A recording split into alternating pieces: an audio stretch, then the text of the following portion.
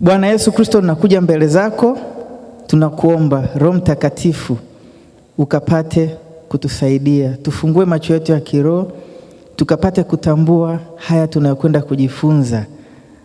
Asante Bwana Yesu Kristo, ninakupa sifa na utukufu, ni katika jina la Yesu Kristo, amen. Itakuwa tunaongelea masuala yanayoendelea Venezuela, Mashariki ya Kati, pamoja na mambo mengine. Hii topic ya kwanza nitaunganisha kama vipande vitatu kwa wakati mmoja, kwa huenda ikaenda zaidi ya risali moja, kwa jitahidi. Bwana Yesu asifiwe.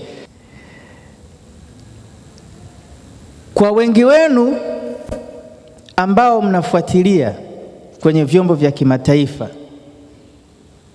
mmeona yule rais wa Venezuela amekamatwa na Marekani. Lakini kwa juu inaonekana ni swala la kawaida la kisiasa, lakini ndani yake kuna unabii mkubwa sana uliojificha. Na nitaanzia kwa mwanafalsafa mmoja ambaye alisema, whosoever control the oil control the world economy.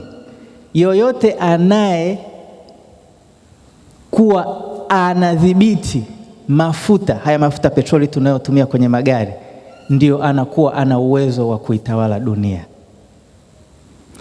Sasa naomba nikupe historia ya huu mfumo wa kifedha tulionao sasa hivi ulitoka wapi. Huu mfumo wa kifedha tulionao sasa hivi unaitwa petrodollar system. Petrodollar system manake ni dola za petroli. Dola za petroli zilitokea wapi? Dola za petroli zilitokana na kwamba taifa la Marekani lilipokuwa linatumia dola ilikuwa inakuwa unaweza ukaitumia, lakini ukiipeleka benki wanakupa dhahabu kufuatana na kiasi walichokuwa wameweka. Wanaita it was gold backed, kwamba ukiwa kwa mfano na $10, kuna kiasi fulani cha dhahabu zinazokuwa kwenye hazina ambazo ukipeleka zile dola unapewa dhahabu. Huo ndo ulikuwa mfumo wa mwanzoni wa dola. Sasa watu walipoongezeka na kuanza kuwa wengi, wakaona ule mfumo unashindwa kufanya kazi, kwa sababu dola zikawa nyingi alafu dhahabu ni nini? Ni chache. Sasa kitu kilichokuja kufanyika ni kwamba nchi ya Saudi Arabia ndio ilikuwa nchi yenye hazina ya mafuta mengi duniani kwa wakati huo. Kwa hiyo rais wa Marekani anaitwa Nixon akaenda kuongea na wale wafalme wa Saudi Arabia, akawaambia,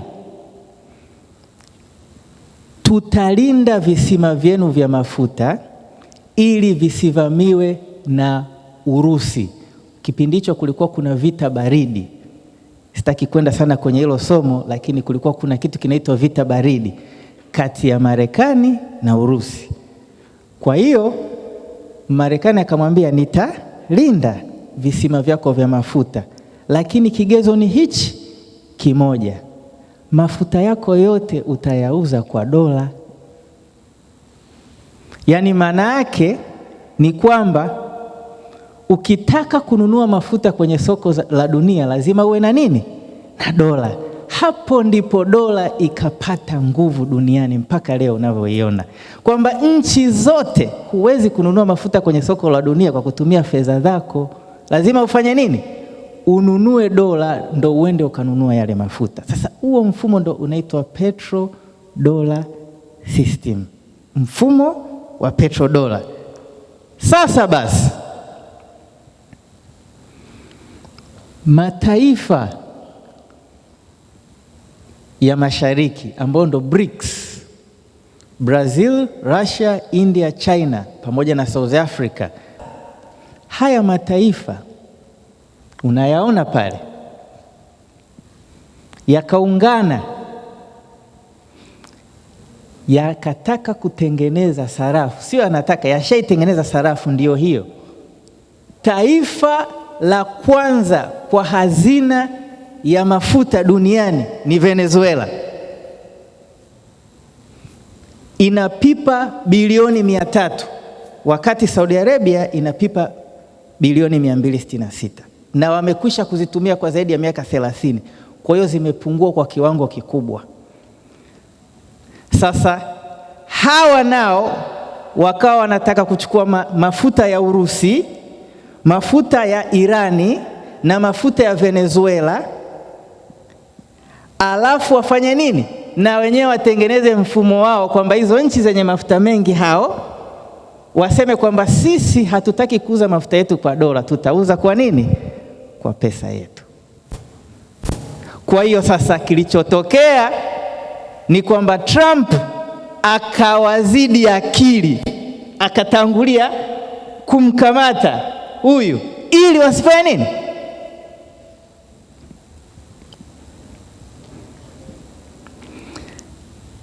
Sasa kama ulivyoona, Marekani wakati anataka kuanzisha mfumo wa petrodola alienda kuweka nini? Kambi ya jeshi Saudi Arabia ili kuvilinda nini? Vile visima vya mafuta. Na hawa China, Urusi na walienda kuweka kambi za jeshi wapi? Venezuela. Yaani walikopi mfumo ule. Kwa Marekani akashtuka akasema, hawa tena wamekuja kuweka kambi za jeshi hapa, na kutoka Venezuela kwenda Marekani sio mbali. Bwana Yesu asifiwe. Sasa hicho kinakuja kusababisha nini? Hicho kinakuja kusababisha vita ambayo ndo iko njiani, vita vya 3 vya dunia, ambavyo kwenye Biblia ndo vita vya Ezekieli sura ya 38.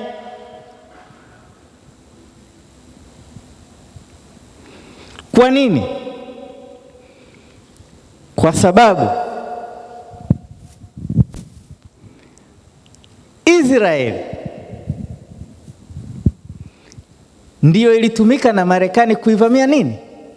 Irani, ambao walikuwa ni mmojawapo wa washirika katika ule mfumo wa kunini? Wa kuchangia yale mafuta ambayo yangeuzwa kwa nini? Kwa mfumo wa sarafu yao.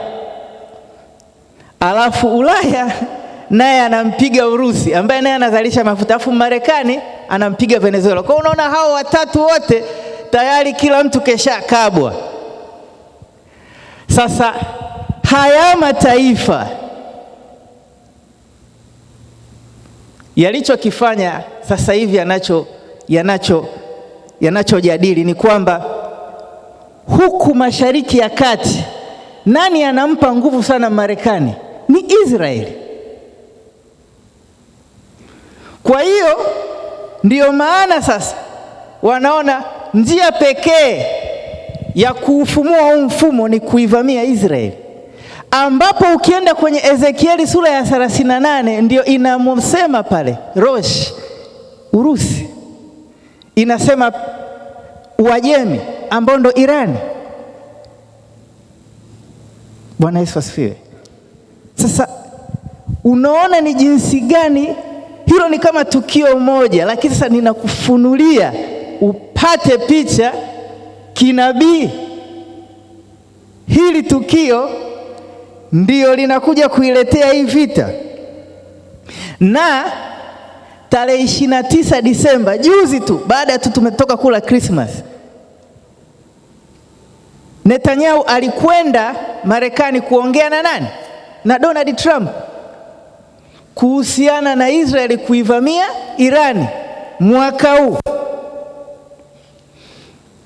ambapo walichokifanya, wamefanya stage ya kwanza ni kupandikiza majasusi ndani ya Irani. Ndio maana unaona sasa hivi kuna maandamano. Sasa hiyo plan inaendana na Novemba 18 ambapo mwana wa mfalme wa Saudi Arabia yule Mohammed bin Salman alikwenda Marekani kufanya kikao na Rais Trump, ambapo alisaini mkataba kumuuzia zile ndege za kivita kama ilizo nazo Israeli, ili hiyo vita itakapoanza waweze kupambana na wenyewe watakapovamiwa. Kwa sababu Saudi Arabia, Israeli, Marekani na nchi za magharibi ziko kwenye nini? Kwenye mfumo mmoja. Sasa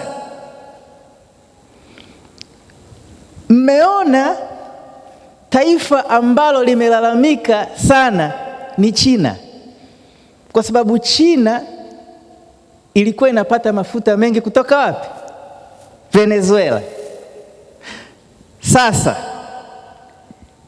kama mlifuatilia ile vita ya mwaka jana, na nilielezea kwenye yale machapisho vizuri, wakati ile vita inaendelea, Netanyahu alivyoona wanazidiwa na yale makombora, akaamua ndege zirushwe ziende zikapige ile mitambo ya kusafishia mafuta ya Iran.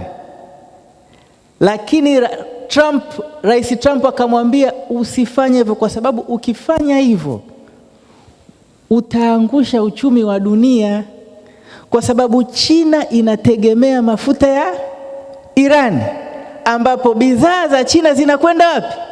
Marekani.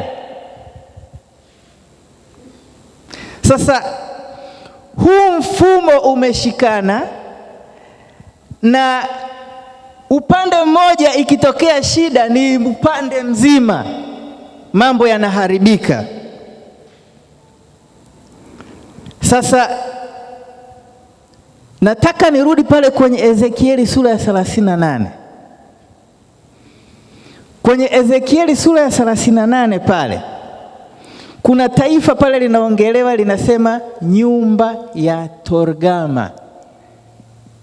Katika yale mataifa yanayoivamia Israeli, nyumba ya Torgama ni taifa la Uturuki. Ni mshirika mmojawapo ambaye anahusika kufanya nini? Kuivamia Israeli katika vita vya 3 vya dunia. Naomba uniwekee picha ya rais wa Uturuki. Sasa mwaka jana kwenye ule mkataba uliosainiwa, umeona hiyo hapa, huyo ni rais wa Uturuki. Katika huo mkataba, rais wa Uturuki alikubali kutengeneza kitu kinaitwa ISF, International Support Force. Yaani wakati wanaendelea na maridhiano ya kutafuta amani katika mgogoro wa Israeli na Palestina, wao Uturuki walikubali kuweka wanajeshi ili kulinda amani wakati wanasubiria hilo swala. Kwa hiyo wale wanajeshi wanakwenda kukaa pale Gaza, wanatakiwa wakakae pale Gaza,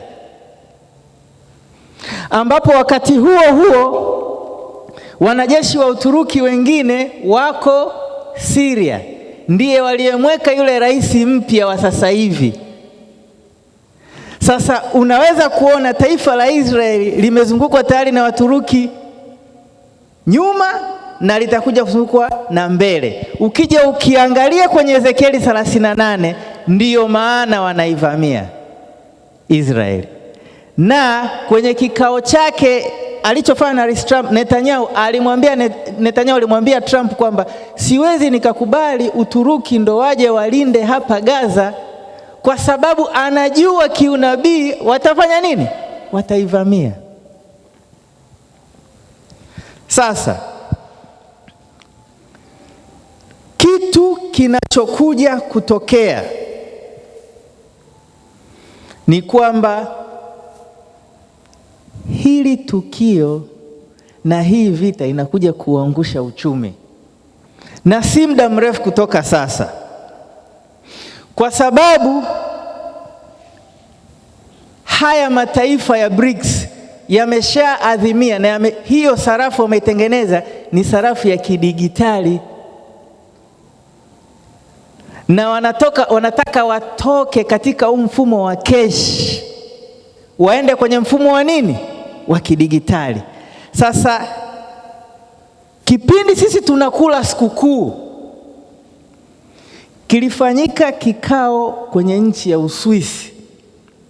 Walikuwa wanasema kwamba uchumi wa dunia uko katika hali mbaya, kwa sababu haya mataifa yameanza kuacha kuitumia dola, yaani wanasema wana dump dollars ili waanze kutumia sarafu yao, ambacho hicho sasa kitafanya dola ifanye nini? Ianguke. Na kwa sababu mataifa mengi kutokana na ule mfumo wameshikilia dola nyingi, ina maana uchumi wa kila nchi iliyoshikilia dola unafanya nini? Unaanguka. Sasa kutokana na hilo, ndiyo maana sasa kuna mfumo mpya ambao unakuja, na huu mfumo mpya unaitwa resource based economy,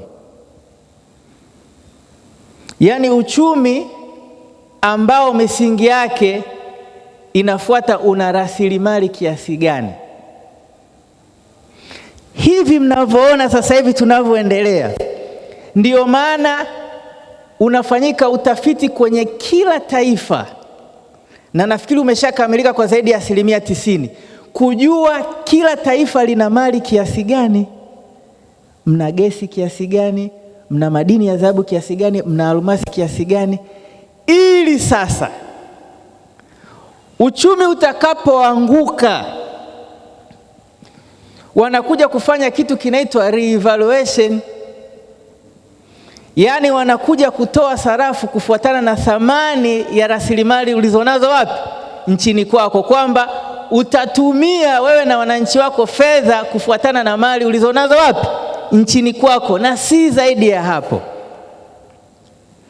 Na hiyo ndo maana imesababisha mataifa yananunua dhahabu, yanaweka kwa ajili ya hilo tukio. Ndio maana unaona China, nchi za Kiarabu zinanunua dhahabu sana kwenye mataifa ya Kiafrika, kwa sababu ule mfumo utakapokuja, mataifa mengi ya Ulaya hayana rasilimali. Kwa ndio maana inabidi wanunue dhahabu waziweke kwenye hazina, ili huo mfumo utakapokuja watakuwa wanaangalia, okay, tuna dhahabu labda tani 15,000.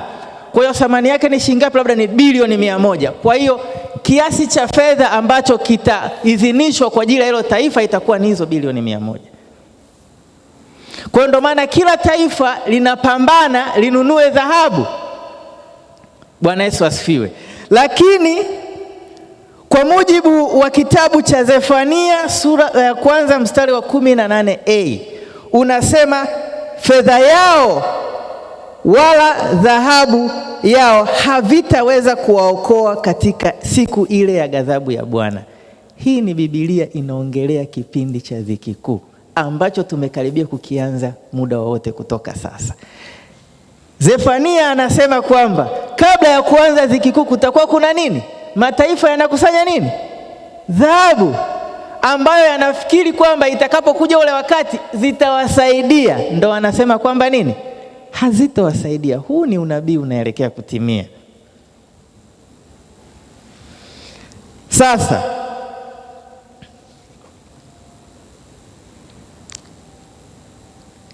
kitu kinachofanyika sasa hivi ni kila taifa kuendelea na kuingia kwenye mfumo wa sarafu ya kidigitali ambayo inaitwa Central Bank Digital Currency, CBDC, au sarafu ya kidigitali ya benki kuu, unaweza ukasema hivyo. Inafanana sana na kitu kinaitwa Bitcoin, kama mshawahi kusikia Bitcoin. Lakini Bitcoin haijawa centralized, yani haisimamiwi na benki kuu, inasimamiwa na makampuni ya watu binafsi. Kwa hiyo benki kuu za nchi husika hazina udhibiti. Ndio maana watu wote wenye Bitcoin, serikali ya nchi yote haiwezi kuwafanya chochote, haiwezi kuzishika au kuzizuia fedha zao. Sasa kwa sababu hiyo, Bank of International Settlement wametengeneza huo mfumo wa hizo sarafu za kidigitali, ambapo kwa ambao mliokuwa mnafuatilia, ambao kuna baadhi yenu niliwaelezea, hata gavana wa Tanzania mwaka jana, nani yule, Tutuba, alisema wamekamilisha kuusoma huo mfumo na wako tayari kuanza kufanya nini? Kuingiza kwenye hatua ya utekelezaji, ambayo imo sasa kwenye ile ajenda ya mwaka gani? Mwaka 2030. Lazima wamefanya nini? Wameukamilisha huo mfumo. Sasa kitu ambacho kimejificha ndani ya hii ni kikubwa sana. Hii sarafu iko mara mbili. Kuna sarafu ya rejareja wanaita retail CBDC, alafu kuna sarafu ya jumla wholesale CBDC. Lakini sarafu ya rejareja ndo itakuwa inafanya kazi kati ya raia wa kawaida kama unavyotumia keshi sasa hivi, lakini ile ya jumla inakuwa inatumika benki kwa benki. Sasa kuna kitu hapa nataka mkielewe. Wanasema kwamba tutakuwa na sarafu moja. Haimaanishi kwamba wote tunatumia, mataifa yote yanatumia sarafu moja. Ni hivi, hii unayoiona hapa ni ramani iliyotoka kwenye taasisi ya Club of Rome, ambao ndio wanausuka mpango wa serikali moja ya dunia. Wameigawanya dunia katika maeneo 10. Sasa haya maeneo, kila eneo litakuwa na sarafu yake. Lakini sasa kama unavyoona dola, ukitaka kwenda nchi nyingine lazima ununue nini? Dola. Sasa haya maeneo wakitaka kufanya biashara na nini na maeneo mengine, ndipo wanabidi wainunue hiyo sarafu. Ni sawa sana sasa hivi huwezi kwenda na hela ya Kenya ukaenda kuitumia Marekani, utaambiwa uibadilishe kwenye dola ndo uende ukatumie. Sasa itakuwa kwamba katika haya maeneo yatakuwa kila eneo lina sarafu yake, ambapo kwa muda nilioishi Marekani ile sarafu yao inaitwa Amero, tayari wanayo jina lake. Sasa haya maeneo 10 ndiyo ile sanamu aliyoiona Nebukadneza, ile miguu kule chini ina vidole 10, ambayo ndio tunaiona kwenye kitabu cha Ufunuo sura ya 17 mstari wa 12 na 13. Inasema, na zile pembe 10 ulizoziona ni wafalme 10 ambao hawajapokea ufalme bado, lakini wapokea mamlaka kama wafalme muda wa saa moja pamoja na yule mnyama. Yani katika haya maeneo 10, kila eneo litakuwa na kiongozi wake. Kama unavyoona Umoja wa Ulaya wana mkubwa wao, Umoja wa Afrika utakuwa na mkubwa wao, Umoja wa Amerika ya Kaskazini utakuwa na mkubwa wao. Watakuwa wako 10, ambapo kwa za kichini chini wanasema pale Marekani wanahisi Trump ndio atakuwa kiongozi wa hiyo North American Union inaitwa. Sasa Mfumo wa mwisho ndio huo. Dunia imegawanywa katika maeneo 10 na kila eneo litakuwa lina sarafu yake, lakini hawatoruhusiwa kufanya biashara kwa kupitia sarafu zao. Watakuwa wanatumia nini? Hiyo sarafu moja. Ndiyo maana ya nini? Sarafu. Na ndiyo maana unaona hapo hiyo inaitwa New World Order, serikali moja ya dunia. Ule wakati wa mwisho hiyo ndo itakuwa ramani itakavyokuwa inafanana. Na huo mpango umekaribia kukamilika. Sasa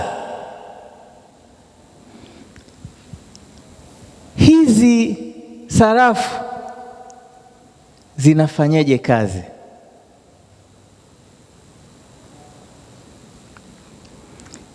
Hizi sarafu zinatumia mfumo wa satellite 6G network. Niliwagusia kidogo kuhusu yule mkurugenzi mtendaji wa kampuni ya Nokia katika kikao walichokifanya kipindi cha sikukuu, wakiongelea kwamba mwaka 2030 hatutakuwa tunatumia hizi simu, bali tutakuwa tuna nini? Tutakuwa tunawekewa chip ndani ya miili yetu, na hizo ndo zitakuwa zinafanya nini? Zinafanya mfumo wa simu.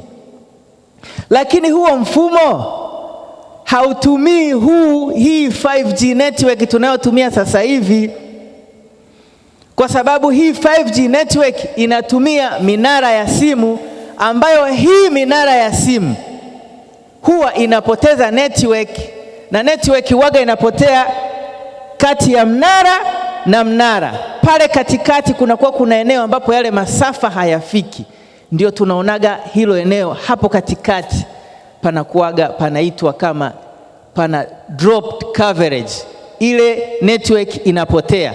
Sasa mfumo mpya wa 6G unatumia hizo satellite za Starlink, ambazo ndo unazisikia hizi Elon Musk ndio anayezimiliki. Na kwa wale mnaofuatilia mliona hata TCRA waliingia mkataba na Starlink mwaka jana, pamoja na mataifa mengine yote, kwa sababu yanakuja nini? Kutumia huu mfumo. Sasa nilielezea kwamba hizi simu wakati tunaanza nazo tulianza 1G, 2G network, 3G, 3.75, ikaja 4G, ikaja 5G, sasa hivi tunakwenda 6G. Lakini wanasema 6G network ndio kilele, kwa sababu ndio inabeba nini? 666, ambayo ndio namba ya nani? Ya mwanadamu, kwa sababu mwanadamu aliumbwa siku ya 6.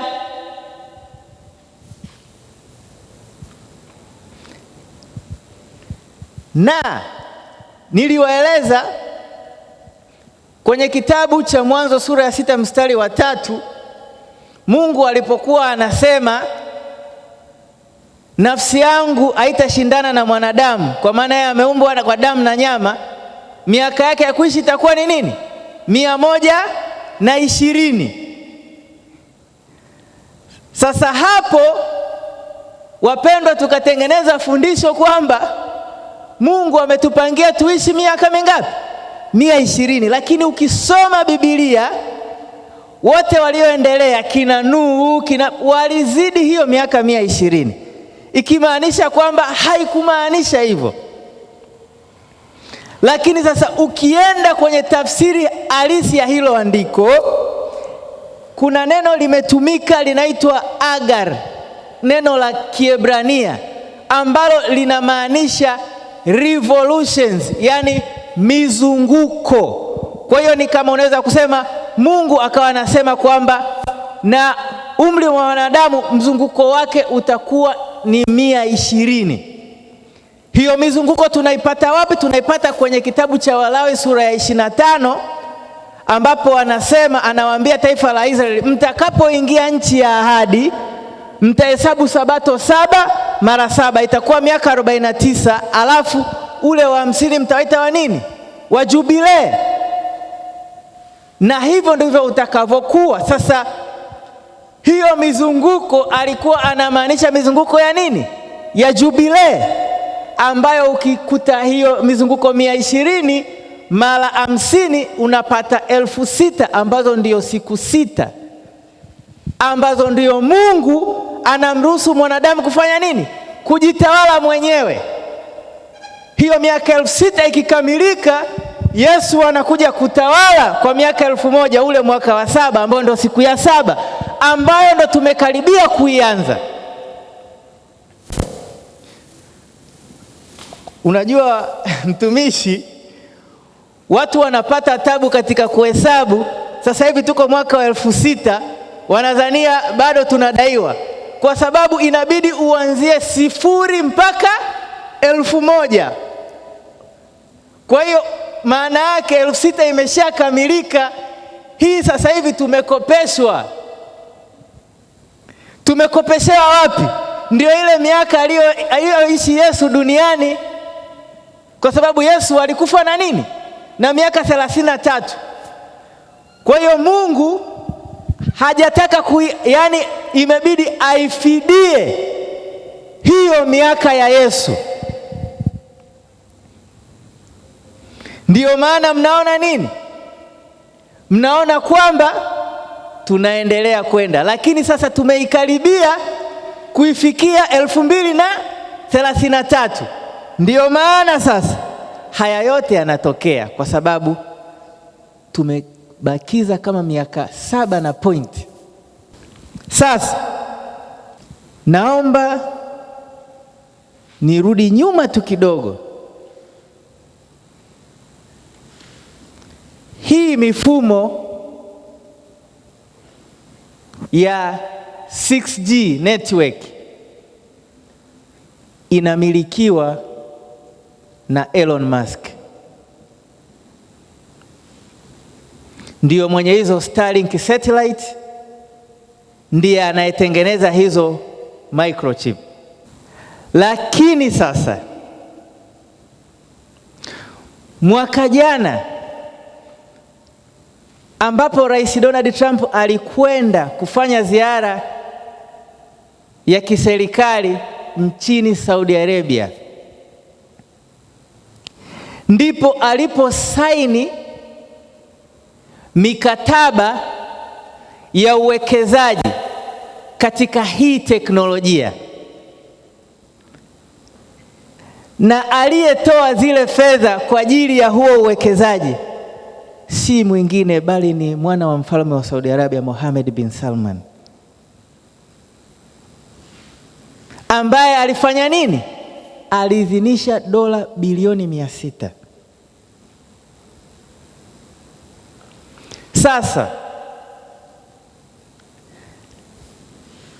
Sasa hivi Wakristo wengi waliokuwa wanampenda Rais Trump wanahisi kama wamesalitiwa,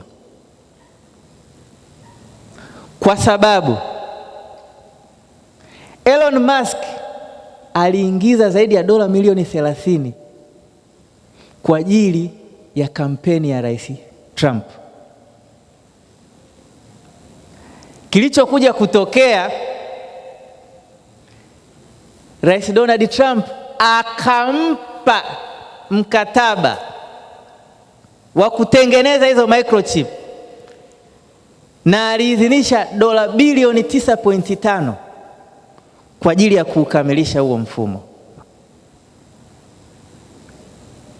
Kwa hiyo Wakristo wote ndio wakashtuka, lakini wameshachelewa.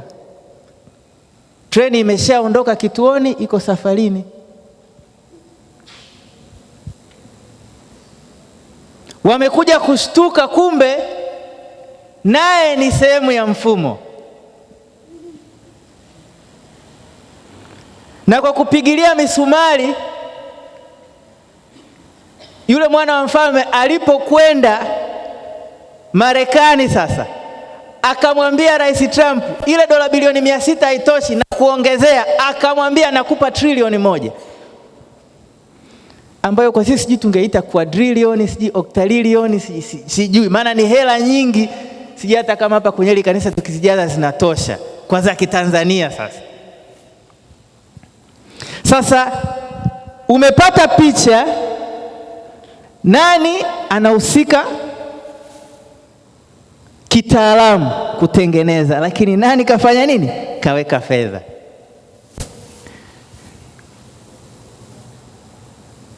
Jamani, si mnajua kauli mbiu yetu wana BCIC?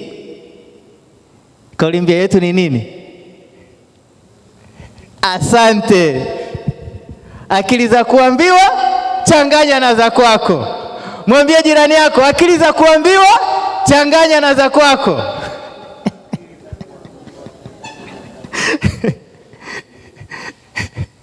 Sasa kuna majina ya watu fulani utaona yanajirudia rudia, kwa sababu kuna mahali tunakwenda na kuna mahali taarifa zinajikusanya. Kwa ninaanza kukupatia picha toka mwanzoni. Sasa kitu kikubwa ambacho kinasikitisha kuhusu hizi sarafu za kidigitali. Sasa hii mimi mwenyewe ilibidi niende, kwa sababu nilisikia kwa mtu, lakini ilibidi niende mwenyewe nikatafute kwenye tovuti ya Bank of International Settlement. Hiyo ndio wanasema ndio benki mama za benki zote duniani, iko Uswizi. Ndio imetengeneza, yani ndio wale magenius walio nyuma ya ule mfumo wako kwenye hiyo benki.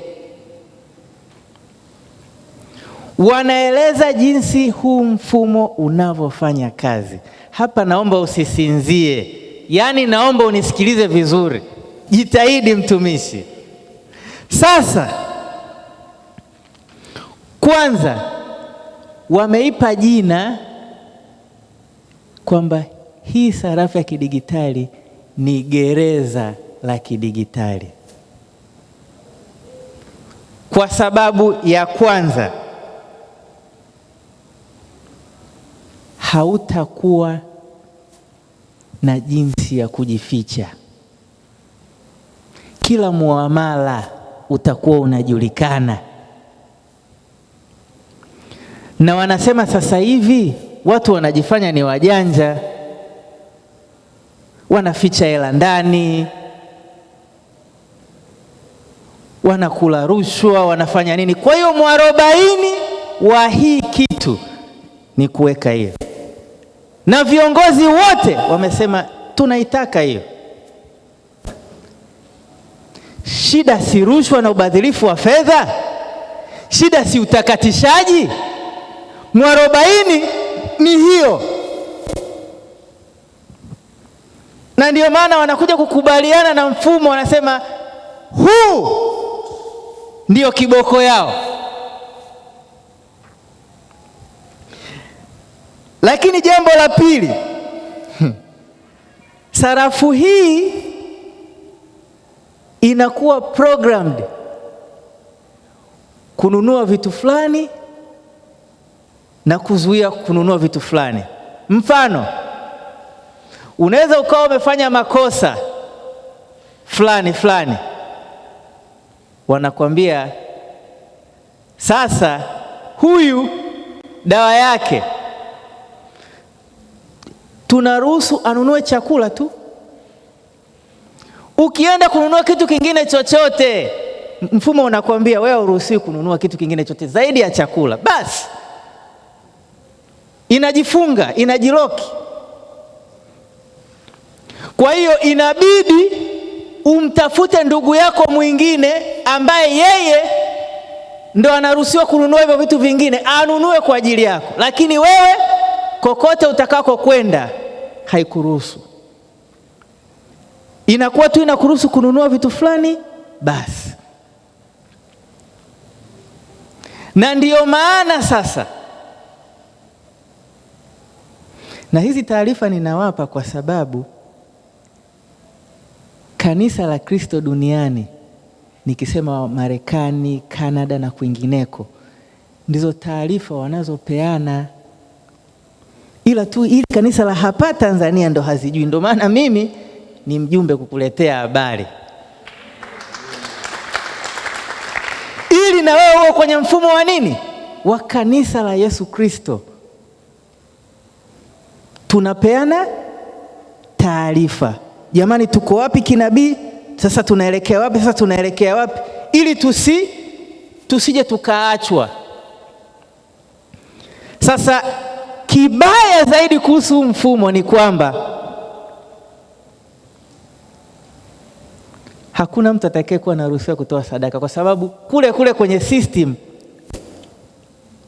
wanaiprogram tu kwamba hatutaki utoe sadaka.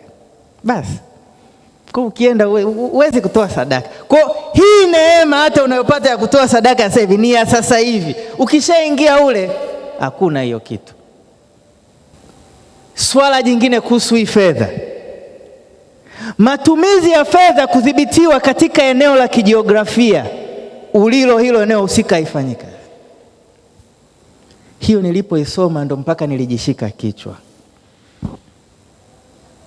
Yaani wanaiprogram, si tuko hapa kanisani, inawekewa mipaka.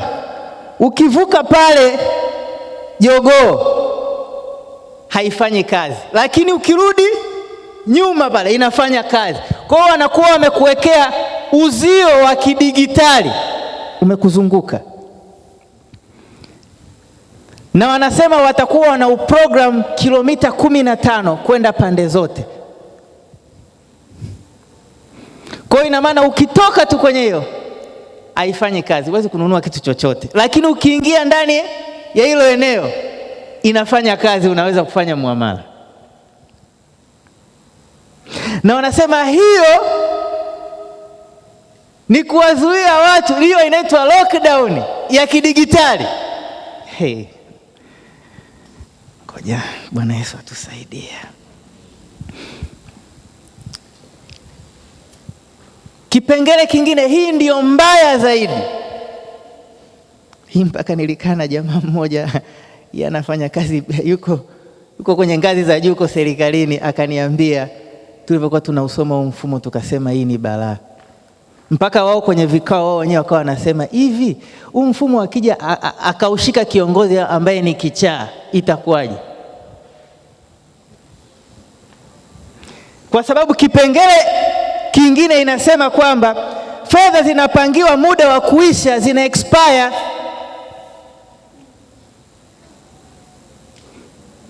Yaani wakishaiidhinisha fedha kwako, labda ni $2,000 au $200,000 au $500,000, wanaiprogram. Usipoitumia ndani ya siku 30, shup, inaondoka. Na hiyo wanasema ni tool, ni kitu cha kusababisha watu watumie fedha ili uchumi uzunguke. Kwa hiyo wakiona uchumi umesimama, wanaziprogram zote, mnapangiwa tarehe, ikifika tarehe fulani kama hujazitumia zinarudi. Mnaona ni kwa nini leo nimekuja kueleza haya mambo, kwa sababu sidhani kama kuna mtu yote atawaeleza. Ndio maana yani moyoni nikasema kanisa la Kristo hapa halijui kitu kinachokuja. Ndio maana anapokuja yule jamaa atatawala kwa mfumo ambao si wa kawaida.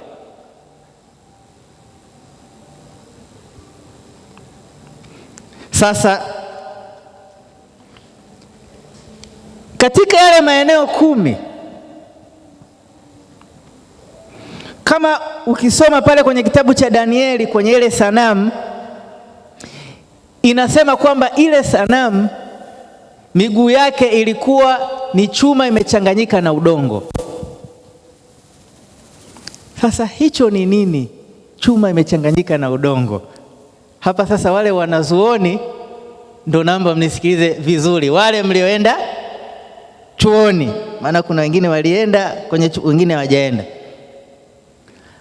Hapa haya maeneo 10 ambayo yamegawanywa, kwa mfano Umoja wa Afrika Mashariki, mfano